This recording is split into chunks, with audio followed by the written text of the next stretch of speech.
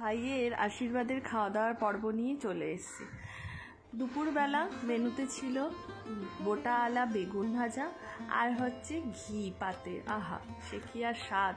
তার সাথে গরম ভাত, কাঁচা লঙ্কা নুন দিয়ে ডলে দারুণ খেলাম। মনে হয় বেগুন ভাজাটা কিছু একটা বেসন বা মশলা দিয়ে ভেজেছিল, তবে বেগুন সুন্দরী না, যাই হোক। আর তারপর চলে এসছে পাতে মাছের মাথা দিয়ে মুগ ডাল, তার সাথে কড়াইশুঁটিও দিয়েছে। আর এদিকে এসছে আলু ভাজা, ঝুরি ঝুরি আলু ভাজা। আলু ভাজাটা আমি অনেকবার নিয়ে খেয়েছি, আমার না খুব ভালো লাগে অনুষ্ঠান বাড়ি আলু ভাজা খেতে। যাই হোক, প্রথমে অল্প করে ভাত নিয়েছি। ও তার সাথে তোমাদের বলতেই ভুলে গেলাম, তার সাথে রয়েছে হচ্ছে লেবু। এরপর ভাতটাকে ডালের সাথে মেখে নিয়ে তারপরে একটু লেবু চটকে সে যে কি স্বাদ তোমাদের আর কি বলবো।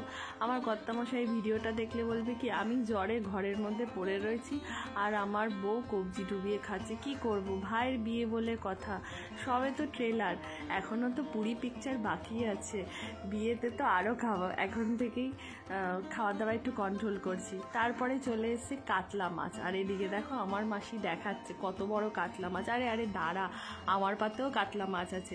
এদিকে গুন্ডা, আমাদের বাড়ি গুন্ডা আর গুন্ডার মা বসে গেছে। আর এই দেখো আমার পাতেও বড় কাতলা মাছের পিসটা এসছে। তো যাই হোক, এরপর খাওয়া দাওয়া করছি, আবার মাসি দেখাচ্ছে। আমি কি দাঁড়া, এখনও অনেকটা বাকি আছে, সবে তো একটা কাতলা মাছ নিয়েছি। আবার পাতে আরেকটা চলে এসেছে। তবে জানো তো, এটা আমি চাইনি, আমি হাত দিয়ে বারণ করছি আমি খাবো না। আর আমার ভাই দাঁড়িয়ে থেকে আমাকে এইগুলো করেছে, তিনখানা কাতলা মাছ, বুঝতে পারছো। ভাত আমি খাইনি, শুধু মাছই খেয়ে গেছি। তোমরা হয়তো ভাববে বাবা কত খায়, কিন্তু বিশ্বাস করো, এই যে ভর দুপুরবেলা দৌড়াতে গেছি যে একটু ভাত খাবো, কারণ আমরা ভেতো বাঙালি, কিন্তু না, আমাকে তো ভাত খেতে দেয়নি, শুধু মাছই খেতে দিয়েছে। তারপর পাতে চলে এসেছে চিংড়ি মাছের মালাইকারি। ভাবলাম কি চিংড়ি মাছটা সাইডে থাক, আগে কাতলা মাছটা খেয়ে নিই, কাতলা মাছে কনসেন্ট্রেট করি, তারপরে আবার চিংড়ি মাছ খাবো। তারপরে তো এদিকে আমার দিদিও খাচ্ছে, ওদিকে আমার মাসিও খাচ্ছে। দিদি তো কত ভাত খায় বাবা। আর ওদিকে দেখো চিংড়ি মাছ নিয়ে মাসি আর দিদির মধ্যে দুজনে দেওয়া দেওয়ি চলছে। দিদি, আমি বলছি লজ্জা পাস না, খেয়ে নে, যা দিয়েছে খেয়ে নে। এদিকে আমার চিংড়ি মাছও খাওয়া হয়ে গেছে। পাতে চলে এসেছিলো চাটনির পর চলে এসছে দই। মিষ্টি দইটা কি যে অপূর্ব, কি যে তোমাদেরকে বলবো। তারপর আমি মিষ্টি দইটা একটু চেয়ে নিয়েছি, হায় কপাল, আমি যে কি ভুল করেছি, কি যে আর তোমাদেরকে বলবো।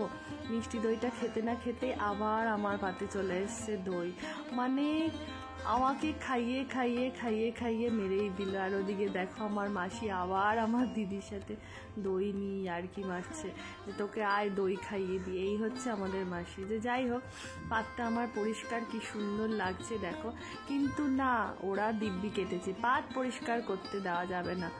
ভাই আমার দাঁড়িয়ে থেকে আবার বলছে কি টক দই দে। আমি বলছি আমি পারবো না, জোর জবরদস্তি। আর দেখো তোমরা মিষ্টি গুনতে থাকো, সবে 3টে এসছে, আরও 4টে সাইড দিয়ে যেন আরও কে 2-3টে দিয়ে দিয়েছে। তোমরা ভাবতে পারছো আমি 5 থেকে 6টা মিষ্টি খেয়েছি। তবে হ্যাঁ, এটা আমার একটা ট্র্যাডিশন বলতে পারো।